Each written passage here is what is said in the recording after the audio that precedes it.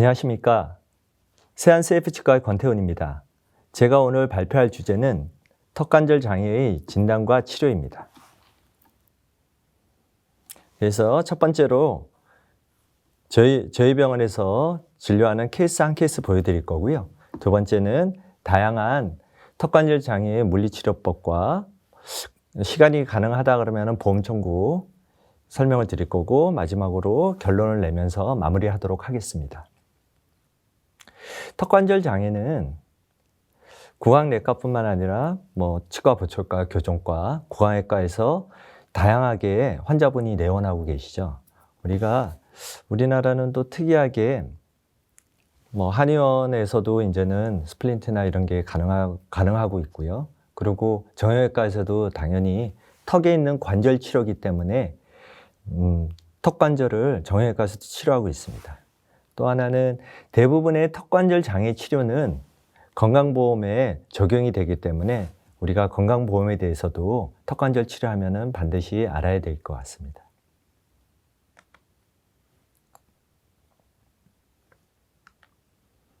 그래서 첫 번째 케이스를 보면서 내원부터 치료까지, 비가역적 치료까지 쭉 치료된 케이스를 보여드리면서 정리를 보여드리도록 하겠습니다. 그래서 저희 병원에서는 처음에 환자분이 내원하시면 우리가 이런 프로토콜로 우리가 진행을 할 수가 있겠죠. 간단하게 진찰을 하고요. 그 다음에 방사선 촬영을 하고, 그 다음에 정밀검사, 턱관절 장애의 정밀검사를 우리가 시행을 하게 되고요. 거기에 진단에 따라서 우리가 치료를 하게 됩니다.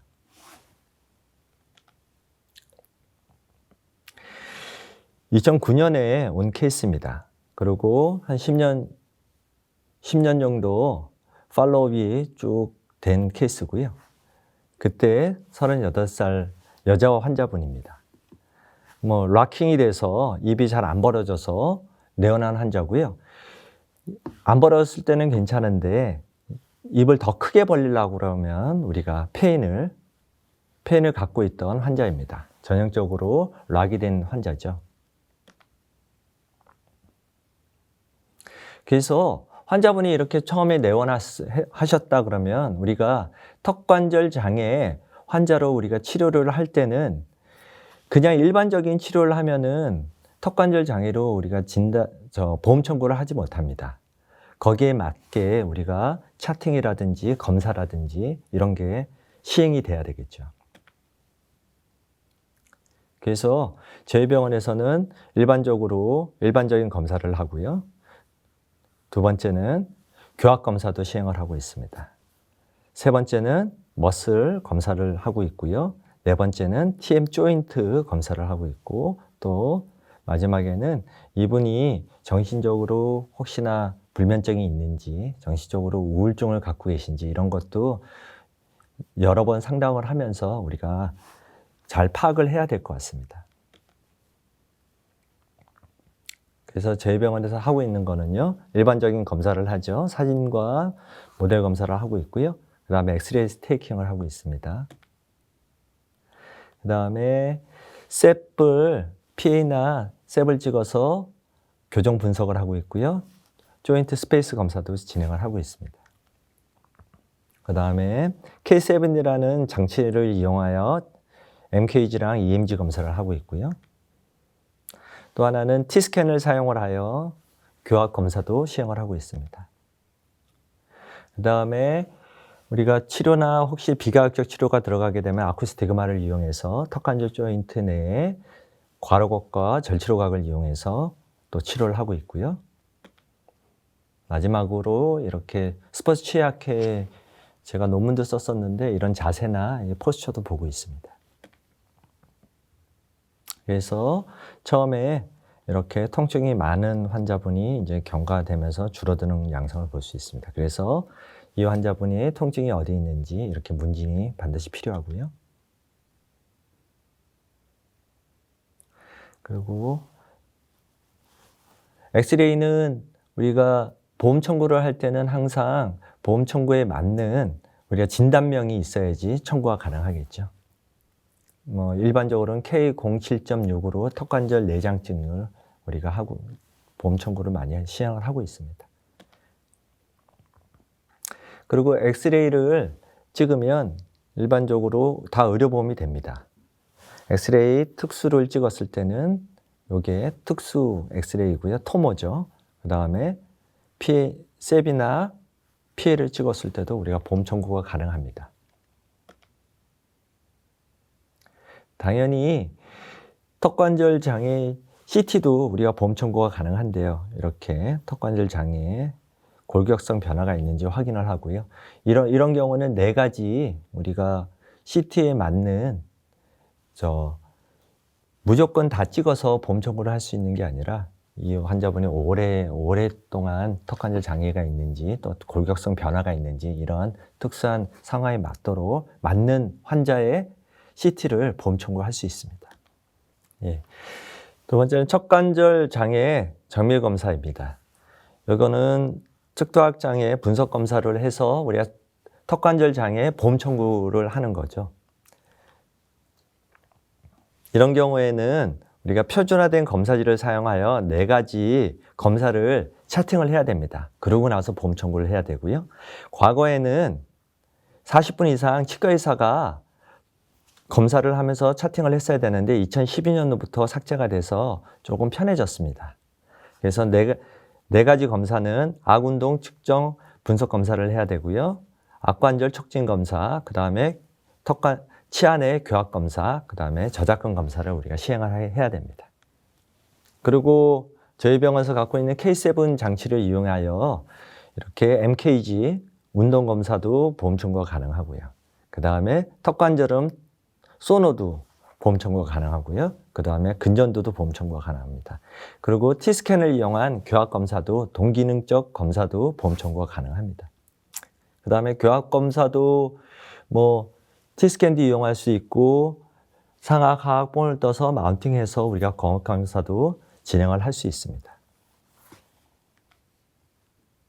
이렇게 진행을 할 수 있겠죠. 아까 환자분의 파노라마 사진입니다. 캔틸레버가 되어 있고요. 저작이 조금 어렵고 전치부 저작 패턴을 갖고 있는 환자이죠.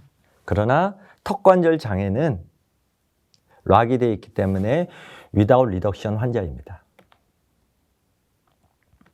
그래서 MKG를 검사를 해보면은 여기에서 클릭 사운드가 나오고요. 29mm로 개구 제한이 디스크가 이렇게 걸려 있어서 락이 돼서 개구 제한이 있고요. 그 다음에 양쪽 템포럴 머슬의 근활성이 이거 높은 걸 볼 수 있습니다. 구악내 상태고요. 턱관절 장애 환자분은 항상 치료를 시작할 때는 비가역적 치료보다는 아까 캔틸레버가 있지만 비가역적 치료보다는 항상 가역적 치료를 먼저 진행을 하게 됩니다. 스플린트라든지 이런 물리치료를 진행을 하게 되죠. 이런 가역적 치료를 해서 이게 나아지는 걸 확인하고 나서 그 다음에 이제 환자분의 상태에 따라서 비가역적 치료를 하게 되죠. 그래서 여기 보시면은 물리치료는 이렇게 쭉 제가 보험 청구를 쭉 찾아보니까 저도 혼자 하고 있는 개인 병원인데 이런 첫 번째로는 여기에는 장치나 장비를 이용해서 우리가 보험 청구를 할 수가 있고요. 그 다음 이 아래는 장비는 없지만 이게 분산 신장요법이라든지 악고착 해소술이라든지 이게 턱이 빠졌을 때 우리가 정복술이라든지 그 다음에 악관절 세정술이라든지 이런 보험 청구를 진행할 수 있습니다. 그래서 항상 턱관절 장애 치료는 가장 중요합니다. 가역적 치료를 먼저 진행을 하고요. 경우에 따라서 가역적 치료에서 환자분이 편안해지고 어느 정도 비가역적 치료가 된다 그러면 항상 가역적 치료를 먼저 진행을 하고 그 다음에 이제 비가역적 치료를 하게 되는데 교합 조정은 비가역적 치료이기 때문에 항상 조심스럽게 진행하는 게 가장 좋을 것 같습니다. 그래서 이렇게 나아지는 것을 보고 우리가 그 다음에 진행을 할 수 있죠. 그래서 스텝 상태에서 보면 구치부 저작 패턴이 없기 때문에 여기에 이제 임플란트나 틀니나 이런 비가역적 치료가 이제 진행을 하게 되겠죠. 턱관절 장애가 해소됐을 때 비과학적 치료를 진행을 하고 있습니다. 저희 병원에서는. 그래서 비과학적 치료는 임플란트로 우리가 구치부를 저 같은 경우는 진행을 했고요. 항상 스플린트나 이렇게 교합의 안정성이 돼서 편안해지면 비슷하게 맞도록 이렇게 보철물이 들어가도록 노력을 하고 있습니다. 이때 과로각과 여기 과로각과 절치로각을 아쿠스티그마 장치를 이용해서 치료를 하고 있고요. 이 아쿠스티그마 장치는 이렇게 과로각과 절치로각을 우리가 교합기에 다 옮길 수가 있습니다. 그래서 이렇게 세팅을 하고요. 그러고 나서 이렇게 보철이 들어가게 됩니다.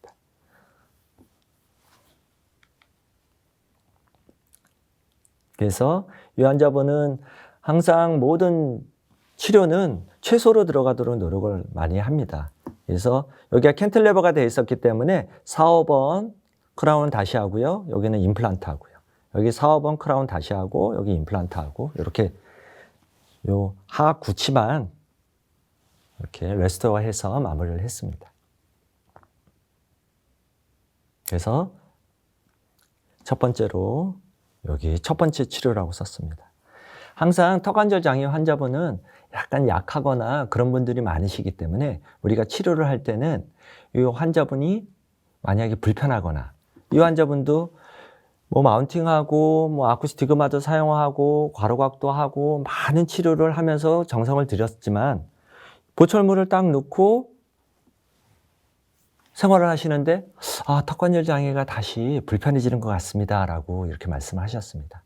그런 경우는 잘 들어갔습니다. 뭐 환자분과 이렇게 디베이트하거나 뭐 저 같은 경우는 하지 않습니다. 불편하셨어요? 그러면은 다시 턱관절 장애부터 치료를 하게 됩니다. 이렇게 뭐 교합도 맞춰주고 센터도 잘 맞고 균형도 잘 맞고 이런 보철물이지만 환자분이 불편하다고 하고 이렇게 약간 뭐 마음에 안 드실 수도 있고 뭐 이렇게 불편하다고 하면은 무조건 다시 합니다. 그래서 또 스플린트부터 물리치료부터 다시 합니다. 그래서 그 다음에 다시 이렇게 보철물을 넣어드렸고요. 두 번째 보철물이 들어갔습니다. 그래서 첫 번째 보철물이고요. 두 번째 보철물입니다. 뭐 변화가 거의 없죠. 그러나 환자분은 두 번째 보철물에서 괜찮다라고 하셔가지고 만족스러워서 이렇게 마무리를 했습니다. 그래서 처음에 2009년 3월에 내원한 환자분을 이렇게 임플란트 하면서 2010년 8월에 이렇게 마무리해드렸습니다. 그랬을 때 하악 포스처나 락을 조금 해소시키는 만디블 포지션을 우리가 결정하죠. 그러면 그랬을 경우는 오픈이 많이 되면서 이렇게 부드럽게 락이 안 되면서 부드럽게 이완하는 만디블 포스처를 우리가 결정할 수 있습니다. 거기에 잘 맞게 보철물이 들어가면 환자분이 조금 더 편안해지죠. 그래서 추진입니다. 이렇게 전치부 저작 패턴을 이렇게 구치부로 잘 씹을 수 있도록 저작 패턴을 바꿔주면서 물론 이 환자분의 턱관절 장애가 해소된 이후에 우리가 치료를 해야 되겠죠. 비과학적 치료는요. 그래서 이렇게 환자분 초진이랑 그 다음에 끝나고 나서 이렇게 괜찮으셨어요 하고 사진을 찍습니다. 5년 반에 이후에 이렇게 내원하셨는데 뭐 턱관절 장애도 괜찮으시고요. 뭐 보철물도 잘 들어가 있다는 걸 볼 수 있습니다. 턱관절 장애 환자분은 누누이 강조하지만 먼저는 가역적 치료를 하고요. 그 다음에 턱관절 장애가 어느 정도 해소되고 환자분이 편안할 때 우리가 비과학적 치료를 진행을 하게 됩니다. 그리고 13년 후에 2022년 3월 달에 오셨습니다. 요쪽이 이렇게 불편하다고 오셔가지고 신경치료하면서 다시 보철물을 체인지 해드렸습니다. 지금까지 뭐 턱관절 장애로 다시 내원해서 치료받은 적은 없으시고요. 항상 또 오실 때 스케일링이나 이런 치주 치료만 이렇게 진행을 하고 있습니다.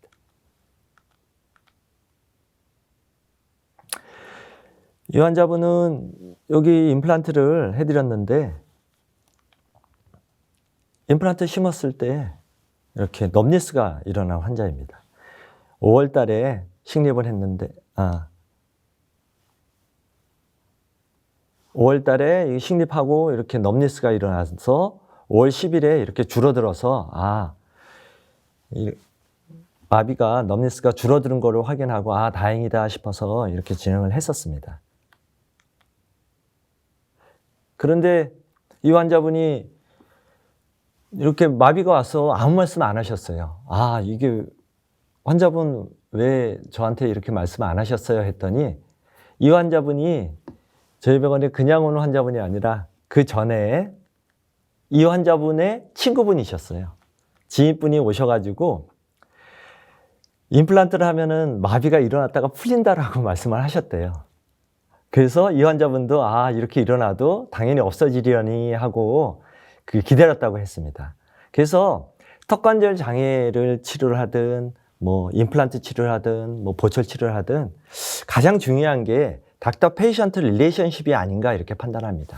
제가 뭐 어떤 진료를 아무리 잘하는 진료를 해드려도 환자분이랑 이렇게 라포가 잘 형성돼서 환자분들이랑 관계가 좋을 때는 조금 익스큐즈 하면서 넘어가는 게 있지만, 그게 안 됐을 때는 굉장히 이게 디베이트나 뭐 소송이나 이런 게 걸리기 때문에 항상 환자분들한테 잘 어떻게 하면은 좀 더 좋은 치료를 해드릴까 이런 노력을 하는 게 가장 중요할 것 같습니다. 두 번째, 턱관절 장애 물리치료법인데, 요거는 뭐 아까 케이스 하나 보여드리면서 어느 정도 뭐 설명을 많이 해드렸기 때문에 간단하게 보고 슬라이드만 보고 넘어가도록 하겠습니다.